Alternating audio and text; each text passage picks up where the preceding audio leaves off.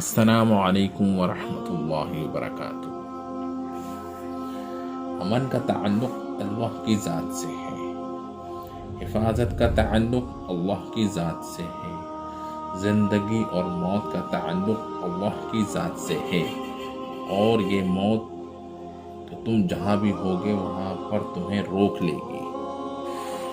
تم اپنی حفاظت کے نقشوں میں حفاظت نہیں کر سکتے، تم اپنی مالداری کے نقشے میں پل نہیں سکتے، تم اپنی صحت کے نقشوں میں بیماری سے نجات نہیں پا سکتے۔ ایک ایک امتی کے پاس جا کر اللہ تعالیٰ کی ذات عالی کا تعارف کرانا اور اللہ کے دھیان کے ساتھ چلانا اور اللہ کی ذات سے ہونے کے یقین پر لانا۔ ابھی تو میرے دوستوں بزرگوں جتنا اللہ کی کبریائی کو بولا جا رہا ہے، یہ تو عملوں میں بولا جا رہا ہے کہ نماز پڑھی اللہ اکبر کہہ دیا، اور سورہ فاتحہ پڑھی تو الحمدللہ رب العالمین کہہ دیا، اور اہدنا الصراط المستقیم کہہ دیا۔ یہ نماز میں بولا جانا محنت نہیں، محنت الگ چیز ہے، عمل الگ چیز ہے، محنت سے عمل زندہ ہوں گے۔ ایک اہدنا الصراط المستقیم کا عمل ہے جو نماز میں ہے، اور ایک ایاک نستعین کی محنت ہے۔ میں عرض کر رہا ہوں محنت کو، ایمان، اعمال صالحہ، تواصوا بالحق اور تواصوا بالصبر، یہ محنت ہے کہ ایک ایک امتی کو اللہ سے ہونے کے یقین پر لانا۔ ایمان کو لکھ کر بھیج دینا محنت نہیں ہے، تقریر کر دینا کوئی محنت نہیں ہے کہ میں تو امت کی ہدایت کی روزانہ دعا تو کرتا ہی ہوں، یہ کوئی محنت نہیں ہے۔ پھر محنت کیا ہے؟ محنت اسے کہتے ہیں کہ یہ نبیوں کی طرح ایک ایک کے پاس جائے اور انہیں اللہ کی ذات کا تعارف کراوے، جس طرح جناب محمد رسول اللہ صلی اللہ علیہ وسلم ایک ایک کے پاس جاتے تھے کہ میرا ساتھ کون دے گا، مجھے کون ٹھکانہ دے گا، میری کون رہبری کرے گا، ایک ایک قبیلے پر، ایک ایک دکان پر۔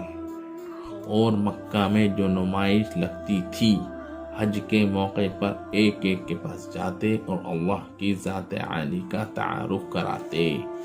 یہ کام ہے ہمارا، امت اللہ کو بھولی ہوئی ہے، ان میں سے ایک ایک کے پاس جا کر اللہ کی ذات کا تعارف کرانا یہ محنت ہے۔ ایسا کرنے کو محنت کہتے ہیں۔ اس تعارف پر جب اللہ تعالی کی ذات عالی کو پہچانے گا اور سمجھے گا اور اللہ کی ذات پر ایمان لائے گا اور اللہ کے غیر سے نہ ہونے کا یقین جب اس کے دل میں اترے گا، تب اس کے اعمال بنیں گے۔ سب سے پہلی ذمہ داری امت پر تواصوا بالحق ہے کہ ایک ایک امتی کو ایمان پر لاؤ، اور ایک ایک امتی کو تواصوا بالصبر، صبر پر لاؤ، یعنی احکام پر لاؤ، یعنی ایمان کی دعوت اور اعمال کی دعوت۔ یہ دو کام ہر امتی کو کرنے ہوں گے، دو کام دوسروں کے لیے، تواصوا بالحق و تواصوا بالصبر، دو کام اپنے لیے، ایمان اور اعمال صالحہ، دو کام اس کے ذاتی کہ ہر ایک کا ایمان بن رہا ہے اور ہر ایک کے اعمال بن رہے ہوں، اور دو کاموں کی اس پر پوری امت کی ذمہ داری۔ امت اس ذمہ داری سے ہاتھ دھو بیٹھی ہے۔ میری نماز، میرا روزہ، میری زکوٰۃ، میرا حج، میرے معاملات، میرا اخلاص، میرا معاشرہ، میری قوم، میری قابلیت۔ میرے دوستوں، خدا کی قسم، امت کا اس بنیاد پر سوچنا بھی جرم ہے۔ اس کو تو اس کی اجازت ہی نہیں ہے کہ یہ ملک کی یا قبیلے کی یا صرف اپنی بستی اور شہر کی بنیاد پر یا صوبے کی بنیاد پر یہ سوچے، اس کو تو اس کی اجازت ہی نہیں، بلکہ جناب محمد رسول اللہ صلی اللہ علیہ وسلم کے یہاں تو سبیل رومی بلال حبشی، یعنی کوئی کالا، کوئی گورا، کوئی سرخ، کوئی مٹیالا، کوئی کسی زبان کا، کوئی کسی قبیلے کا، لیکن آپ سے تو دعوت دینے کا اللہ تعالیٰ نے ایسا نظم بنوایا کہ اتر کر ہیرا سے سوئے قوم آیا کہ ایک نسخہ کیمیا ساتھ لایا۔